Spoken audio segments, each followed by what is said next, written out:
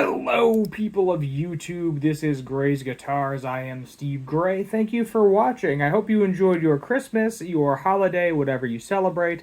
I know I am looking forward to the new year as well. Looking forward to getting that day off. Anyway, getting next Monday off. Vacation is always nice.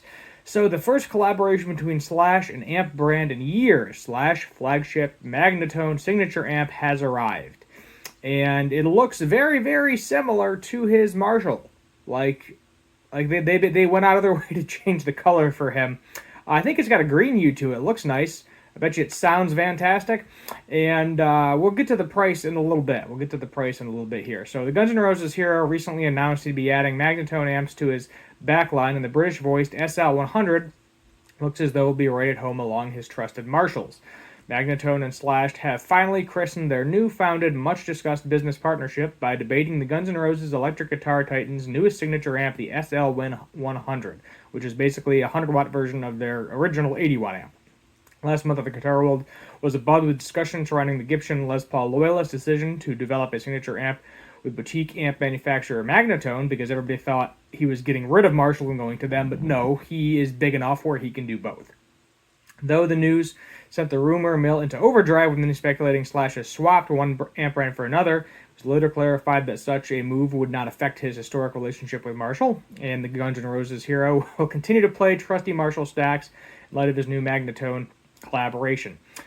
Since then, we've been eagerly awaiting details for Slash's first new signature amp in quite some time, and now we have it. So here we go. Cool green hue. Got Slash's signature on there, his little guy that's on everything. You got two different inputs. Very Marshall Plexi looking, I would say. Looks like you do have an effects loop back here as well. It's a little hard to tell. So the amp itself hasn't yet made it to the Magnatone's website, but the SL100 amp head and accompanying cab have made their way onto several dealer pages, and with some of them telling specifications. The SL100 arrives with a distinct Marshall-esque vibe, so it might just be a copy of his Marshalls, let's be honest. Bears a close cosmetic resemblance to some of his previously signature heads. Perhaps the most noticeable is the AFD 100 JCM 800 model. And these things go for the Marshall signatures. They haven't made them in years, and they go for a lot of money. So I think Marshall, if they decided to release some of them, you'd have a lot of people buying them. Especially, you get a little bit of competition here as well against Magnatone. That much is achieved thanks to the green snakeskin toe locks covering gold control panel and red jewel power lamp.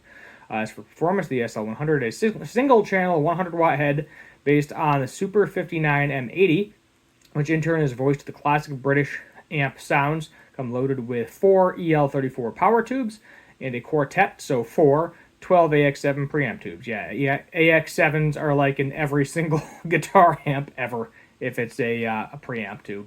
Power tubes are a little different. Extra versatility is squeezed from that single channeled by the way of two gain settings, the mid-80s Jubilee voiced high option and the 60s Super Lead Inspire low mode, which can be accessed via a front panel slider switch or a foot switch. These two modes have their own dedicated gain controls. Kind of neat. So it is a single channel amp, but you got some different voicings. So there's nothing extra fancy about the rest of the control set, just a regular 3-band EQ accompanied by a master and presence parameters, although further Slash flares arrive thanks to the guitar signature Scully logo next to the standby switch. On the rear, there's a flexible cabinet matching impedance selector that flicks between 4, 8, and 16. That's always nice. As well as a tube-buffered effects loop and speaker compensated line output. The above won't come cheap. So here we go. Mine, the SL100 head is listed at $4,899, while the dedicated 4x12 cabinet, which is equipped with Celestion Vintage 30s, is listed for $2,699. Yeah. So, yeah, that's where we're at. But it's pretty safe to say that the amp itself will sound pretty darn good. Indeed, Slash publicly said he was blown away with how spectacular the M80 sounded, and with some of his own personal tweaks the SL100 could make for a formidable addition to his backline. we said, the amp is not on Magnatone's website yet, but you can find out more by heading to Sweetwater, which I have done. I am curious here. I want to see how much an M80 is going for. Not a firecracker. Not the firecracker. Magnatone. Can't spell nothing. So, what is the premium they're charging you? Okay, so here's the M80. The M80 is a 45 watt head, it looks like it. Thought they had an 80 version, 80 watt version. Or maybe it's just called the M80 and it's not actually a 80 watt version. Let's see what they go for on the used market out of curiosity. Oh, there's a baby one. There's a stack. Is this just the amp head? Yeah, let's see what else we can find here. Don't see a lot of used ones, so I guess people really like these things. Guitar Center has a used one for $2,400, but looks like you're looking at a, let's go to the actual thing here, about an $1,800 premium.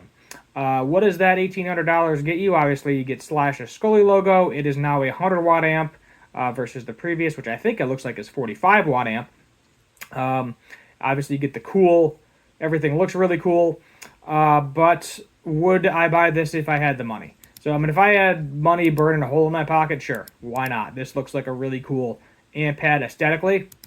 Will it do anything different than what I already have? Probably not, but it looks really cool. Will this go up in value? Because they're probably only making a limited number of them, and then that's it.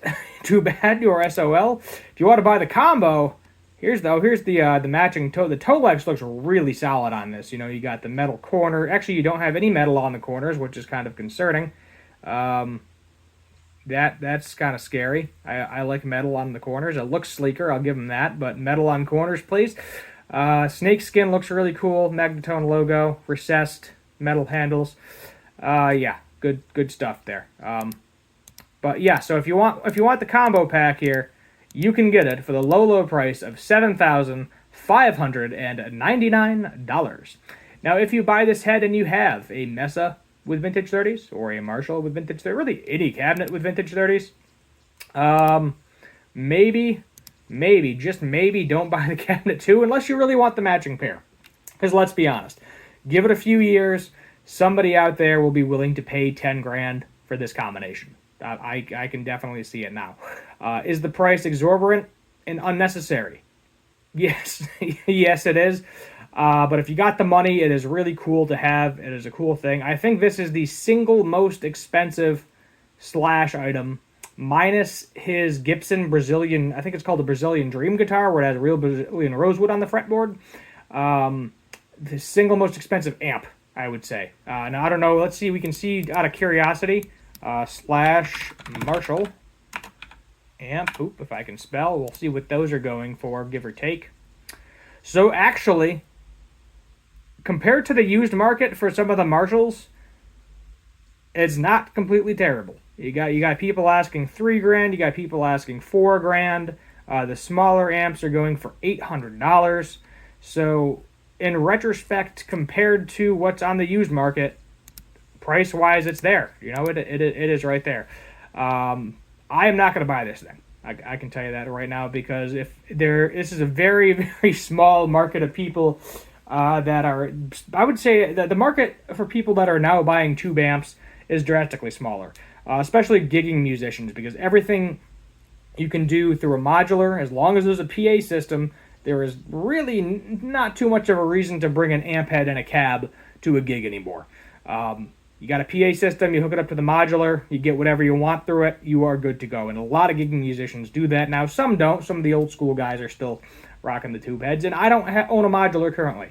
I have a couple of tube amp heads. Got the Carvin MTS 3200 and the PV 6505 Plus, and they do what I need. I got some pedals I put in front of it if I want some slightly different tones. And I probably need to buy a smaller amp because I regularly annoy my neighbors, because the amp is a 4x12 and there's no reason to have a 4x12 where I live with neighbors unless I am actively gigging, and I am not currently sad. But there it is. There you have it. The Slash Magnatone amp is out. If you got a deep hole in your pocketbook and you need something to fill it with, well, here you go. If not, if you get a chance to try one, at the very least plug into this. Because if I ever see this anywhere, local guitar center, local shop, 150%, I'm going to grab a guitar off the wall and plug into this thing because I want to know how it sounds. But I think they will be limited edition. They might not even have anything after pre-orders because you're talking very expensive, very niche market. And I don't see a lot of these going to be out there. Maybe a couple hundred, but there's not a lot of people that have $5,000 in their pocket, or 7,600 in their pocket. We'll say $8,000 because of tax and shipping. There's not a lot of people that have $8,000 burning a hole in their pocket to buy this thing. That they don't already have something that probably does something close enough. It may not be the exact same thing, but close enough. So let me know your thoughts in the comments down below. While you're down there, subscribe, turn on that notification bell, leave a like, share, all that fun stuff. Not going to be doing a Firefly video again for a little while because I did actually have someone that wanted to buy that bucket head off of me. So if they come out again, I might buy one again. Or I know there's a Zach Wild one now that I may want to buy. So you will probably see one in the future, but it's not going to be like, okay, here comes the tear down of the bucket head. Unfortunately, that is not going to happen. Nothing major going on in that either. I did pop off the back plates, just standard. I would say I think Korean made 500 K-pots were in it, and you had the arcade button kill switches, and the switch was actually a very good quality switch. Same with the output jack. It wasn't like some cheapy looking plastic thing. It was all metal in there. So and shielding paint too. There was shielding paint in the cavity of it. Both the cavities actually. The kill switch in the top where the toggle switch usually is, there was shielding paint there. There's also shielding paint in the main cavity too. So they're doing quality stuff for a very reasonable price. But other than that, thank you for watching yet again. And as always, have a good one.